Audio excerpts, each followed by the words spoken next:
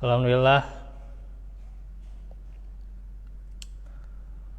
hamdan katsiran thayyiban mubarakan fih wa barakan alaih. Asyhadu an la ilaha illallah wahdahu la syarikalah wa asyhadu anna Muhammadan abduhu wa rasuluh alladzi la nabiyya ba'da. Allahumma inna nas'aluka wa tuqa afafal ghina. Allahumma inna nas'aluka afwa afiyata fid dunya wal akhirah.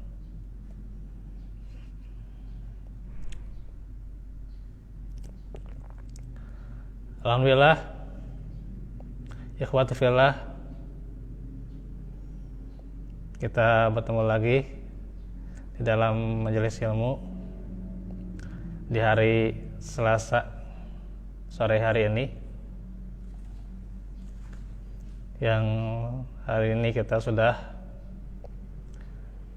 di Selasa yang ketiga. Tentunya kita bersyukur di sore yang panas tidak serasa panas, gejolak yang panas, serta bagaimana panasnya gejolak di Palestina yang saudara-saudara kita dibombardir oleh Zionis. Kita bersyukur walaupun panas saat ini serasa panas yang luar biasa, panas yang hebat, tidak sehebat bagaimana gejolak panas yang dialami oleh saudara kita di Palestina. Dan kita melangkah tatkala panasnya untuk menemui majelis ini.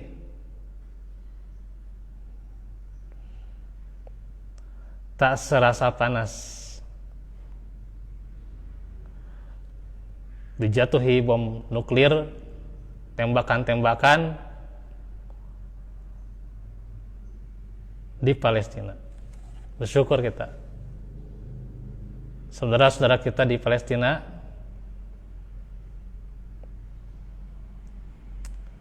Allah berikan ujian tatkala kita sedihnya saat ini tak serasa sedih di sana. Karena itu, ikhwatu fillah, syukurilah ya, saat ini keadaan kita. Lihat saudara-saudara kita di Palestina, Masya Allah, yang baru saja ya, beberapa hari yang lalu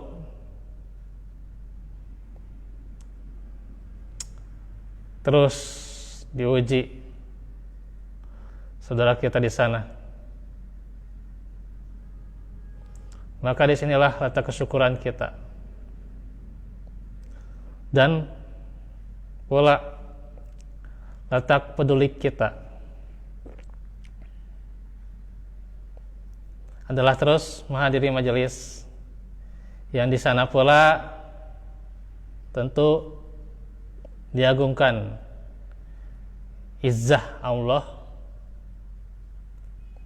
yang pula mendoakan saudara kita termasuk di Palestina sana.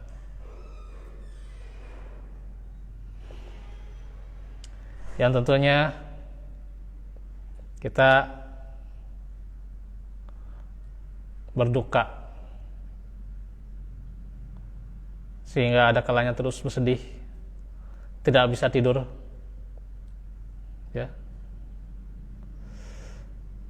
pusing karena apa? Memikirkan saudara kita di Palestina.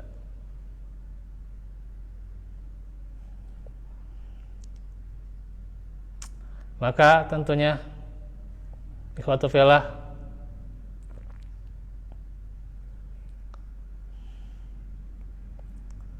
Dengan kita terus hadir di majelis,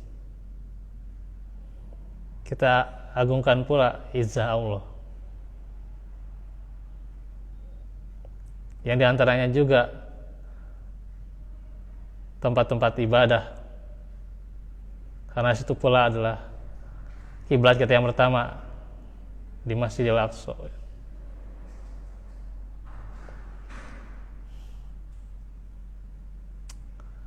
Karena itulah tentunya sejatinya hadir kita di sini dengan keikhlasan, tentunya juga mengagungkan syiar-syiar Allah ya.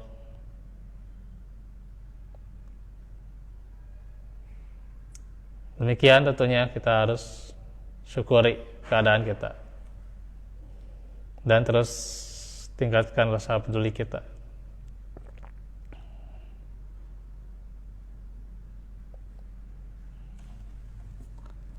Baik, itu untuk mukadimah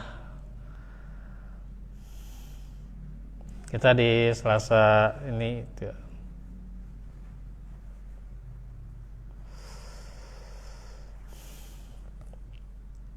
meneruskan kisah Nabi Nuh yang kemarin sudah di ayat 9.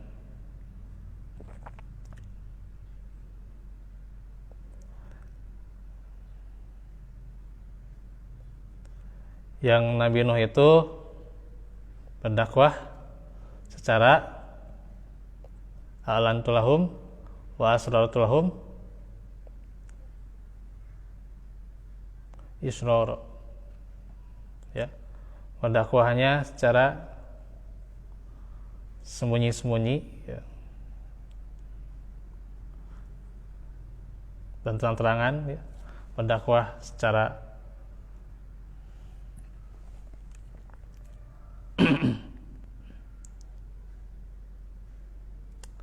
terbuka,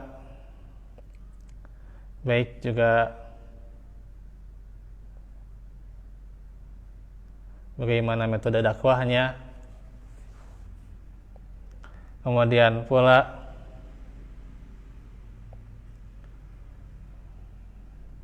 secara sembunyi-sembunyi bagaimana metode dakwahnya juga. Ini tentu menjadi hikmah yang bisa kita ambil, bahwasanya ketika kita dihadapkan dalam dakwah sebuah tanggung jawab yang besar, sebuah tanggung jawab yang sangat tentu bukan sembarangan dipikul amanah itu ya, dan hanya orang-orang pilihan yang Allah pilih. Bagaimana bisa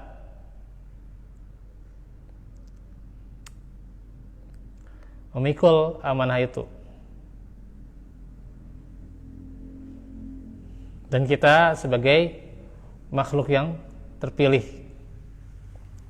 memikul amanah sebagai apa?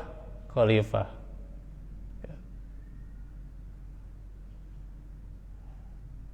Karenanya gunung-gunung menolak ya. Fa'abayin ayyahmilnaha wa asfaqna minha wa hamal hal insan.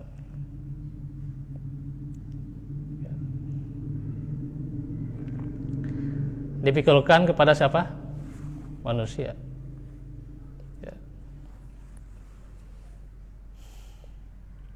Tentunya ini amanah yang tidak bisa dianggap enteng. Bagaimana Nuh alaihissalam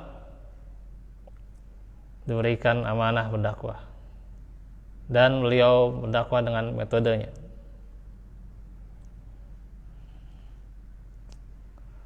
Bisa kita ambil hikmah, yakni metode dakwah ya, siapa saja atau apa saja ya, yang ada dalam unsur-unsur dakwah itu apa saja? Yang pertama dai, ya. Karena dakwah ya harus ada ustadznya juga, ya. Dua, mad'u, ya. Harus ada mustaminya. Kira-kira dakwah nyelira gitu ya. Dakwah online kan gitu ya. Aya batuna gitu ya. Batuna berseliweran gitu ya, di online gitu ya. Terus apa lagi? Sarana dan prasarana.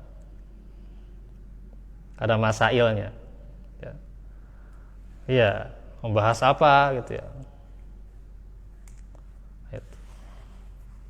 Bagaimana penyampaiannya, retorika dan sebagainya. Itu, itu masailnya. Itu ya. Nah di sini seperti ini pelajaran ini, itu ya. Saya sebagai dai, antum sebagai mat'u, kemudian juga masailnya bahas tentang kisah Nabi Nuh. Ya itu. Masail juga termasuk ya apa sarananya juga itu ya.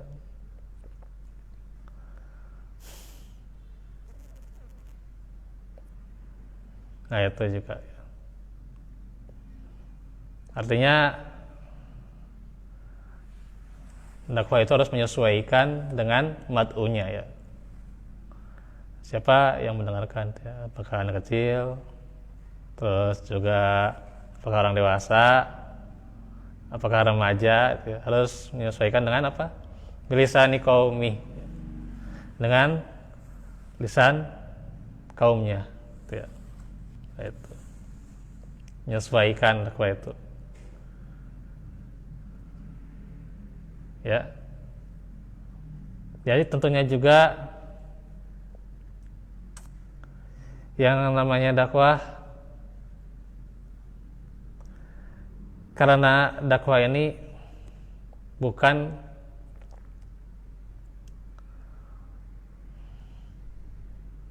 sembarang menyampaikan, bukan orasi-orasi belaka, bukan sekedar retorika saja, tapi apa?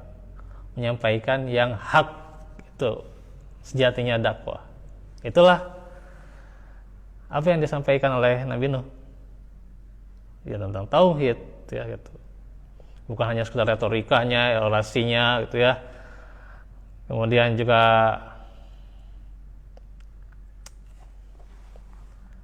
bahasa tubuhnya bagaimana gitu ya, dan sebagainya. Tapi menyampaikan apa? Tauhid, itu haknya. Ya, menyampaikan hak, dinul hak kan. Alad dini kulli ya. Alad dini kulli. Harus dimenangkan Islam ini.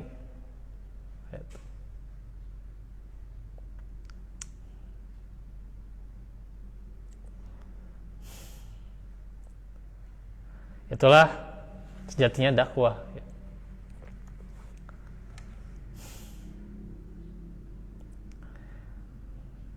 Tentunya pula perlu orang-orang yang spesial dan tentu harus punya kematangan ya, punya prinsip itu ya, punya jam terbang dan sebagainya tuh.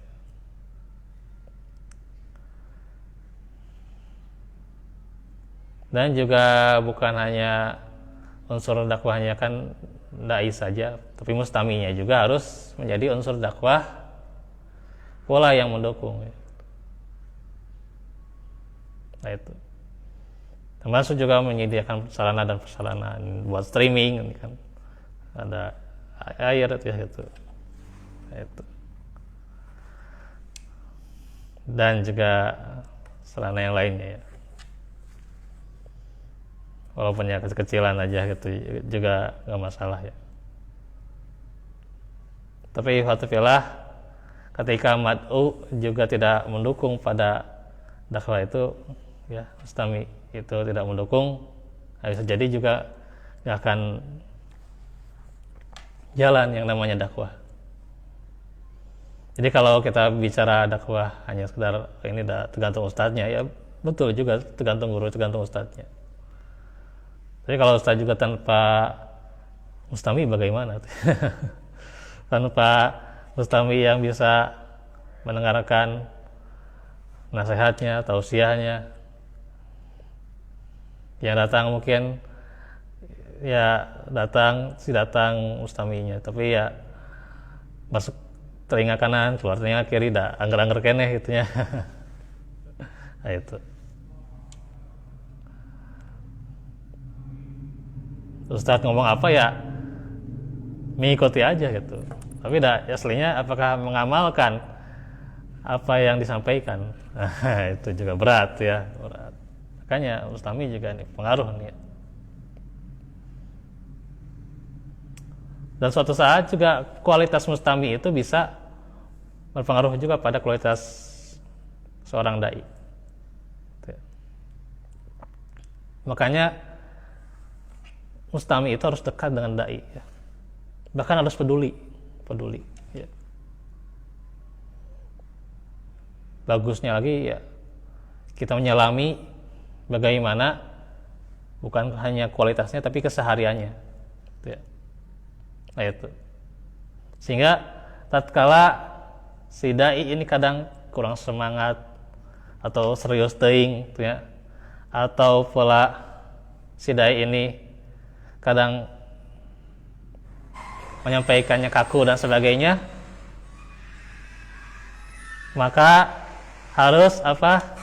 Husnuzon mustaminya juga, ya. Mustaminya husnuzon, mungkin enggak ini juga mustaminya. Harus husnuzon, ya, gitu.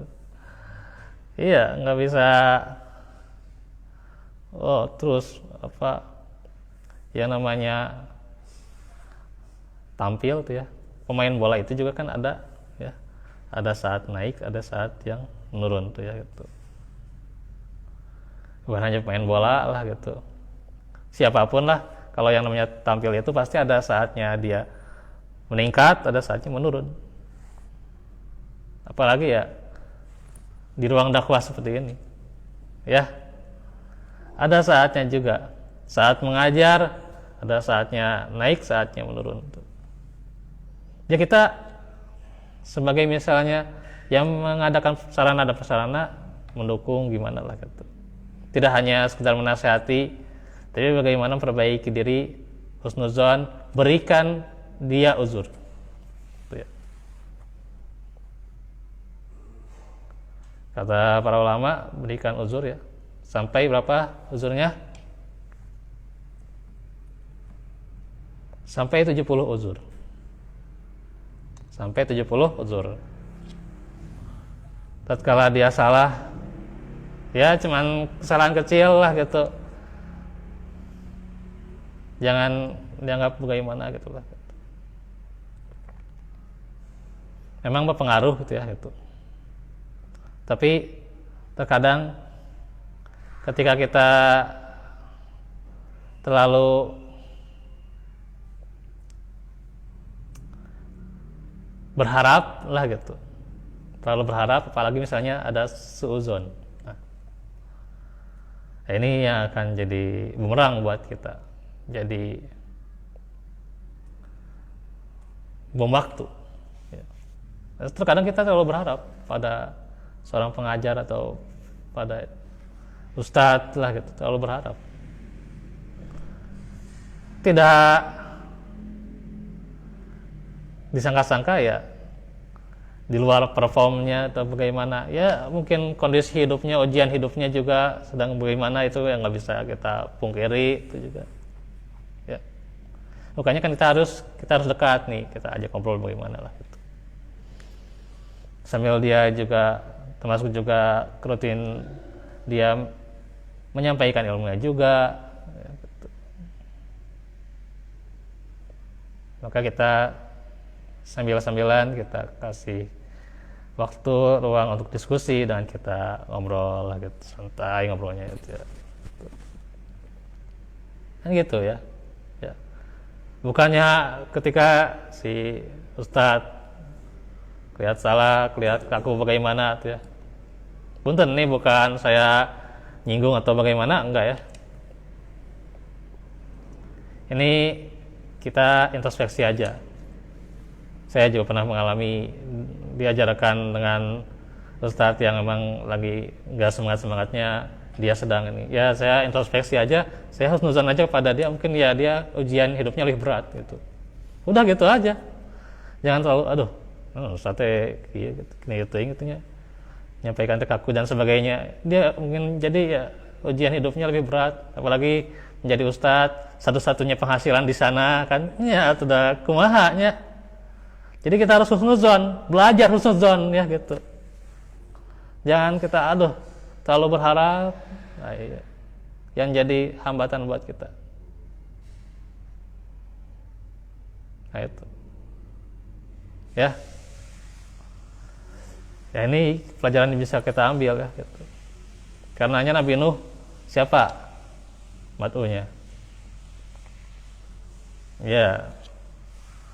Bahkan istrinya sendiri, anaknya sendiri, Kan'an tidak ikut. Ya. Nah itu. Ketika mat'unya Nabi Nuh ya gitulah gitu. Membangkangnya ya umatnya sedikit ya. Nantilah kita jelaskan berapa umatnya itu ya. Ada yang mengatakan belasan, ada yang mengatakan juga 40-an itu ya. Itu beda pendapat juga. Nah itu.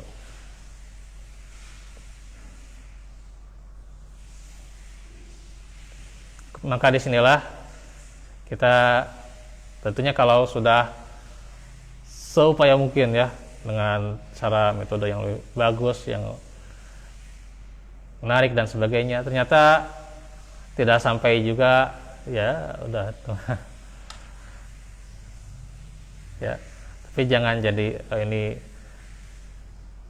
kita berdakwah, kita ya Nabi juga, para Nabi sedikit ya, kitanya juga harusnya introspeksi juga bagaimana cara kita berdakwah gitu ya. Tuh pelajaran yang bisa kita ambil dari ayat 9 surah Nuh. Nah sekarang kita ke keutamaan istighfar. Nabi Nuh juga mengajarkan pada umatnya di ayat 10 sampai 12 tentang istighfar ya. 3 ayat. Bagaimana Allah mengisahkan ucapan Nabi Nuh, faqul tastaghfiru rabbakum innahu kana ghaffara. Maka aku katakan kepada mereka, mohonlah ampun kepada Rabb kalian. Sesungguhnya Dia adalah Yang Maha Pengampun.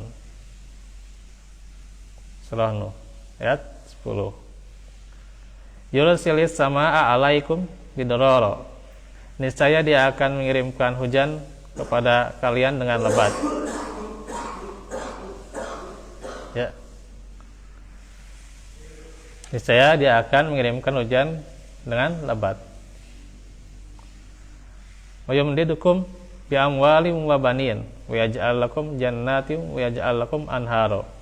Dan memperbanyak harta dan anak-anak kalian, dan mengadakan untuk kalian kebun-kebun, dan mengadakan pula di dalamnya untuk kalian sungai-sungai. Yaitu 10 sampai 12.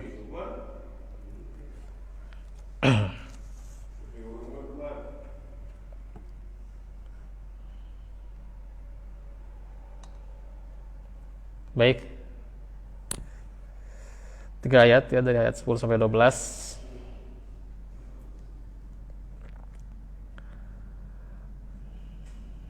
Jadi menjelaskan keutamaan atau bahasanya keajaiban istighfar ya.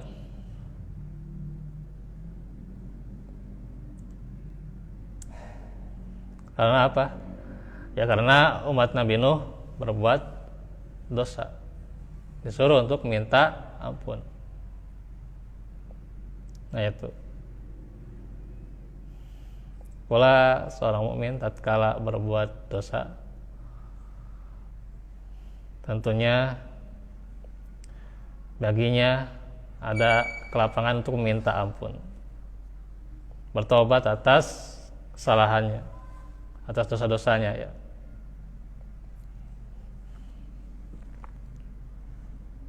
Istighfar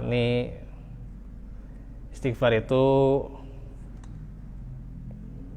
doa meminta ampun. Ini sudah kita bahas juga ya sebenarnya, kepada Allah ya. Dan ini juga yang diserukan nanti ada pula tentunya dakwah Nabi Nuh itu kelanjutannya itu ya. Selain tadi kan tauhid, terus sekarang istighfar.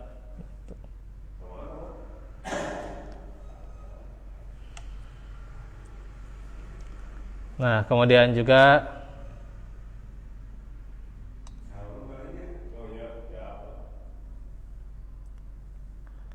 dari istighfar ini ada 3 keutamaan yang diterangkan dalam Qasasul Anbiya. Pertama, akan diampuni dosa-dosanya jika diterima. Artinya istighfar itu kan meminta ampunan ya, taubat ya. Kalau taubat itu diterima,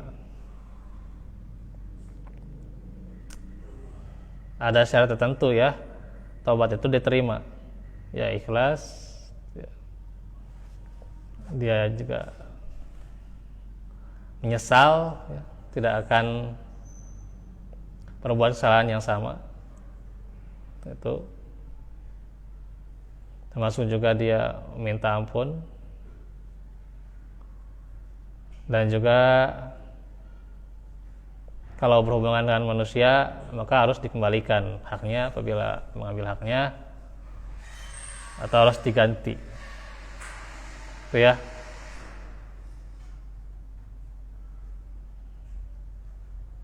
Nah itu syarat-syarat taubat,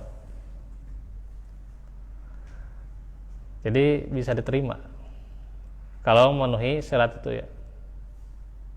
Nah itu tidak hanya sekedar hijrah ya,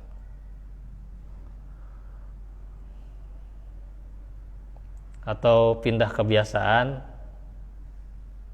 pindah destinasi itu ya, ke arah yang lebih baik, tapi bagaimana memenuhi dari syarat itu. Kalau hanya sekedar hijrah, sekedar pindah ya, destinasi itu gampang lah.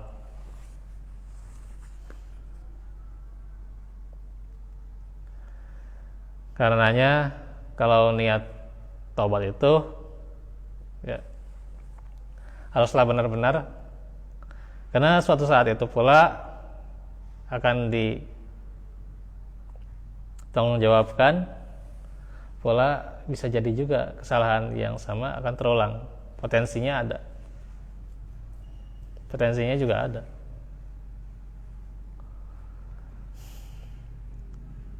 Karenanya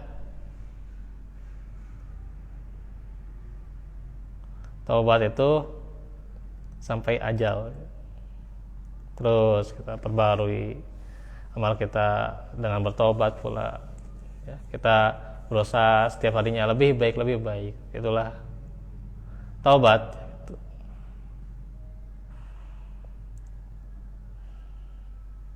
Jadi taubat itu bisa dia bertobat dari kesalahan ya.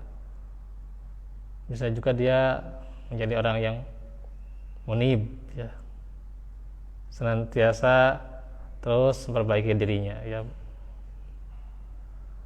menjadi orang yang mengabdi. Karena apa? Ya sholat juga itu adalah penggugur dosa, istighfar penggugur dosa. kemudian juga zikir penggugur dosa, saum penggugur dosa, kasih sayang kita kepada saudara kita penggugur dosa, banyak lagi penggugur dosa itu. Itu juga sebagai amaliyah yang senantiasa harus kita pelihara,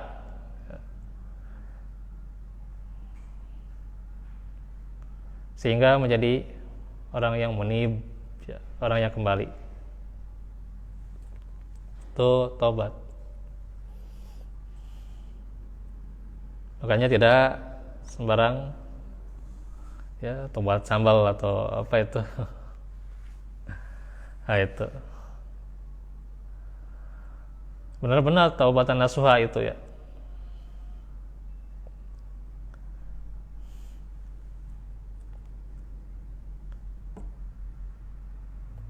Sedikit lagi ya, mau maghrib ya.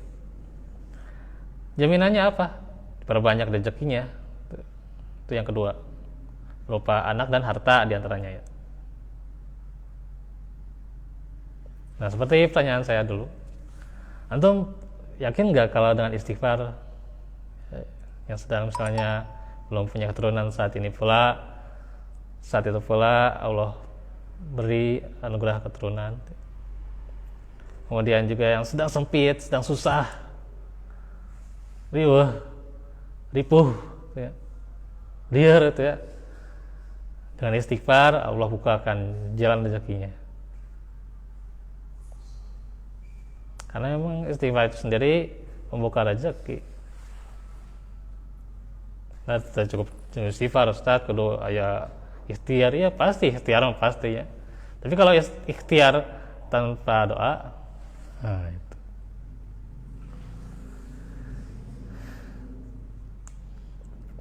Terkadang lupa tuh ya, ikhtiar sudah lupa ya tuh ya. Dan ini itulah gitu, sudah diupayakan itulah, dari yang terkecilnya sampai yang terbesarnya itu. Tapi dah intinya memang karena bagaimana kedekatan seorang hamba ya. Kuncinya apa diantaranya? Ketuk pintu langit itu. Dengan istighfar ya.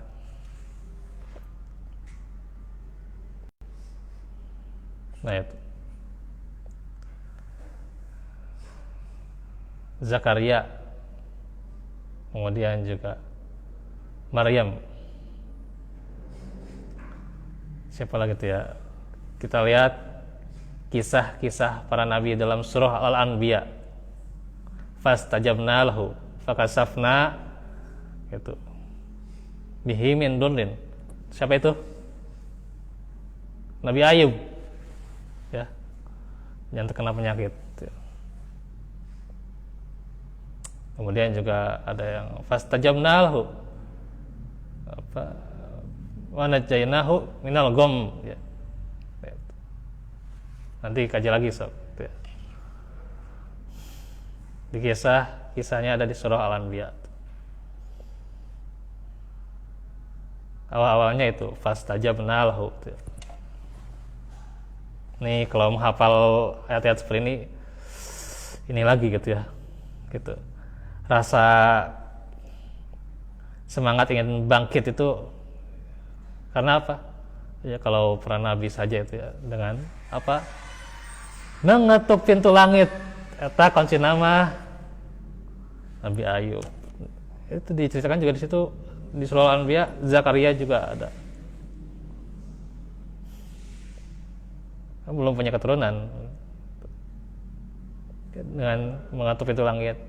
Salah satunya dengan istighfar. Ya.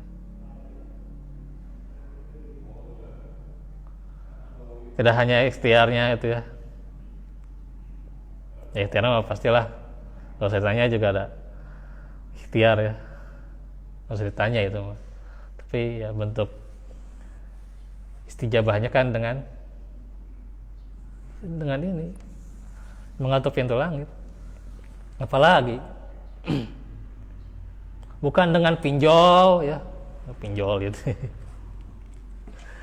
Bukan dengan apa minta-minta ya. Bukan PMS atau PMS apa, pinjam maning 100 ya. Singkatan baru ya. PMS pinjam maning 100. Ya, biasanya pinjam dulu 100 ya, pinjam maning 100 artinya sering gitu ya. Betul lain nyinggung ya. Ini mah bagi yang memang dia punya usaha, punya inilah gitu, tapi dia tetap aja PMS ya, pinjam maning 100 ya. Kalau terdesak emang saat itu juga darurat, nggak ada ini ya, terpaksa minjam ya nggak masalah ya gitu. Tapi kalau lagi keadaannya lapang suka meminjam, nah itu ya jangan sampai gitu. Intinya dengan apa? Istighfar. Yakin. Saya ini doanya aja nih ya. Sedang jalan ya 3 bulan, mau ke 4 bulan katanya itu ya. Insyaallah nanti itu ya. Saya doakan saja ya, alhamdulillah itu ya.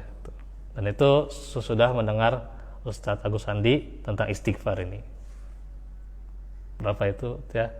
Berapa minggu lah gitu saya mendengar tuh ya, sambil saat itu beliau nangis ya depan saya gitu ya, garis 2, masya Allah itu alhamdulillah ya, syukur. Itu setelah saya mendengar tausiah tentang istighfar dan juga ya mengamalkan ini mah bukan itu ya, berbagi pengalaman baik itu.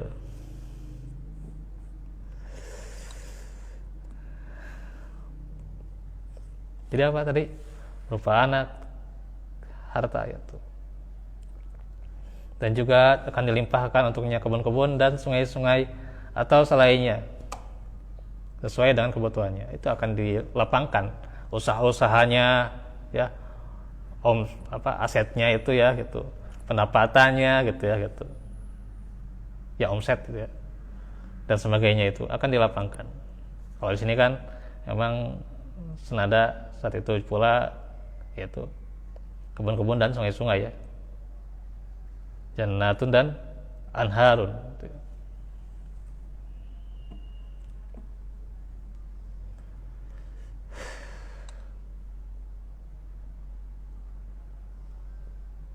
Nah itu ya bisa juga dilapangkan segala usaha ya, usahanya mau apa, mau ngajar, mau tentunya juga usaha bidang perniagaan dan sebagainya, itu dilapangkan rezekinya itu ya, dimudahkan dengan apa? Istighfar. Selain upayanya ya, usaha payahnya istighfar itu ya. Ini sudah keajaiban istighfar, dan jangan sampai kita dengan istighfar kita jangan sampai meremehkan istighfar ini, karena ini sudah terbukti itu ya, bagaimana para nabi itu ya. Kalau antum melihat di surat Al-Anbiya ya, saya tadi juga murajaah itu ya, surat Al-Anbiya sampai ya, alhamdulillah itu ya, Allah anugerahi hafalannya ini luar biasa itu. Nah coba itu yang sebagai murajaah juga surat Nuh ya, surat Al-Anbiya itu. Dan itu ya, serta indah. Satu surat Al-Anbiya gitu ya. Itu. Demikian yang bisa disampaikan untuk pelajaran kita hari ini. Insyaallah nanti kita akan lanjutkan besok hari Rabu ya. Kita lanjutkan juga pelajaran tentang doa-doa. Barakallahu fikum wa afu minkum. Kita juga adakan ya dengan bahasa kita di sujud terakhir kita, saudara-saudara kita di Palestina ya. Aku lakum lihada wa astagfirullah li wa lakum. Wassalamualaikum warahmatullahi wabarakatuh.